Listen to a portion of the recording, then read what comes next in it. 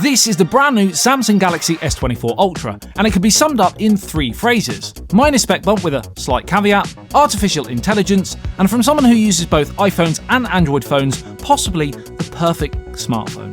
But we'll get to that. To be honest, I'm surprised they haven't added AI to the end of the name, because like with 5G before it, that has very much been the trigger word for 2024 tech. Like, if it doesn't have artificial intelligence these days, does it even really exist at all? But as much as the term itself is already becoming a little long in the tooth, there are some really useful features with real-world use here, like within the camera. Now, on the surface of things, the camera upgrade could be considered incremental, minimalistic, and even underwhelming, with only one real lens change. So we've got a 200 megapixel primary sensor, a 12 megapixel ultra-wide, and a 10 megapixel telephoto with 3x optical zoom. However, Samsung with their newly named quad tele system have put really all of their camera hardware efforts into the second of the 2 telephoto lenses, which improves their outgoing 10 megapixel 10x optical zoom on the S23 Ultra to a 50 megapixel 5x optical periscope lens. And not only does that mean you should receive greater sharpness and details and better low light performance with it, but for zoom ranges between 5 and 10x, which Samsung claim after research are where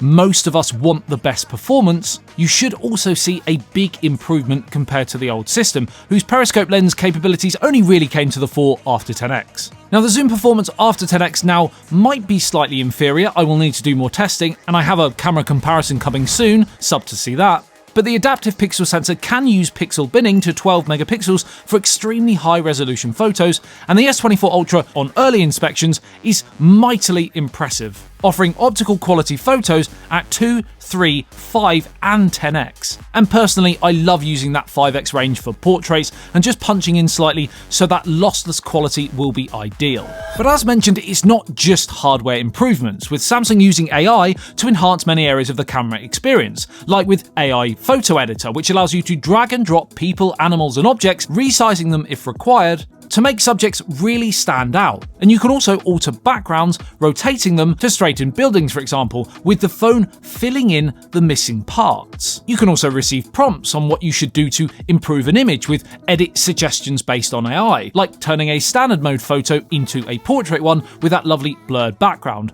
All really useful stuff. This on top of the already excellent HDR capabilities, useful and fun modes, and industry-leading video and stabilization, including an AI-generated slo-mo with a press and hold, really puts the S24 Ultra to the top of the camera tree. I mean, this actually auto adds frames to your video that never even existed to make the now slo-mo footage still really nice and smooth. It's crazy cool stuff. Also, apparently photos taken in certain social media apps should be improved too. Something else for me to test this week now I've got my hands on it. The one biggest disappointment in camera is probably having the same front selfie camera, which does the job but will hardly set the world alight. That punch hole sits in the customary stunning Samsung AMOLED display panel, Quad HD+, 2600 nits peak brightness, and the Ultra is flatter and thinner than the previous gen, which is a big selling point for some, especially S Pen users. The S Pen works just as majestically as before, however I didn't really pick up on anything new this time around, a sentiment shared with the variable 1 to 120Hz screen refresh rate. Many were under the impression we might see a 144 or even a 240Hz jump, but alas, it seems Samsung are playing it safe. That may be because, quite frankly, 120Hz for most feels absolutely smooth enough, but it also might be to avoid any unwanted additional strain on the battery, because again, there are no upgrades there.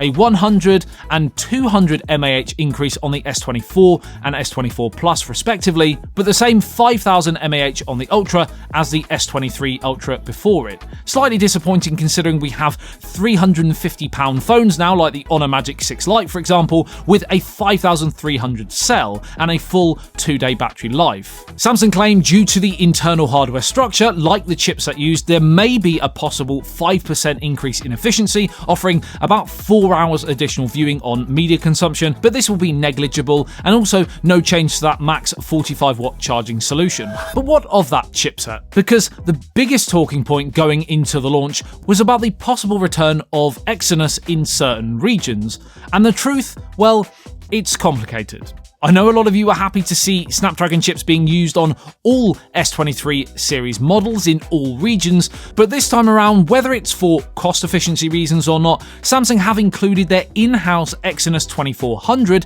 in the S24 and S24 Plus, with only the Ultra having the Snapdragon 8 Gen 3 4 Galaxy in the UK and Europe, with the US and China, I believe, receiving the Qualcomm variant for all models. Now, I have no confirmed performance info between the two chips right now, again follow for more testing, but if their track record is anything to go by, the Exynos options may be slightly inferior for things like battery performance, elements of the camera, etc., but only time will tell.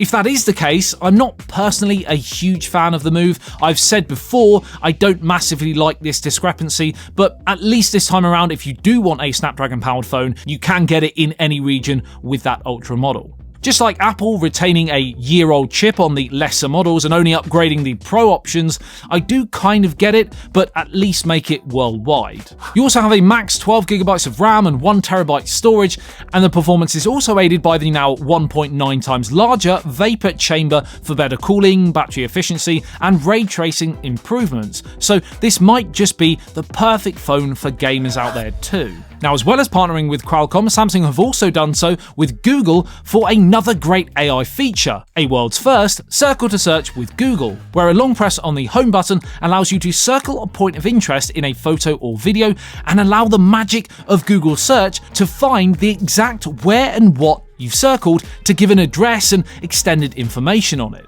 Granted, it won't work for every possible thing you can think of circling, but certainly landmarks, buildings, etc., it will work absolute wonders. And if you're traveling in another country and don't know the language, the S24 series can now live translate calls and text messages with tonality even built in. And I've actually tested this out, calling for a taxi when the person on the other end of the line was speaking in another language. My phone was translating what she was saying, and her phone was translating what I was saying in real time. Absolutely wild. Now, this was of course in a test setting. I've not done it in the real world yet, but if this example was anything to go by, it could be a real game changer, especially for those that love to travel. Type translation is also built into the Samsung keyboard too, so it works across all apps, from social to emails, etc. And the transcript assist feature allows you to keep a dictated record of a meeting, for example, and it will pick up and note down the number of speakers in the room and, crazily, who said what. No more blaming someone else for something I've said.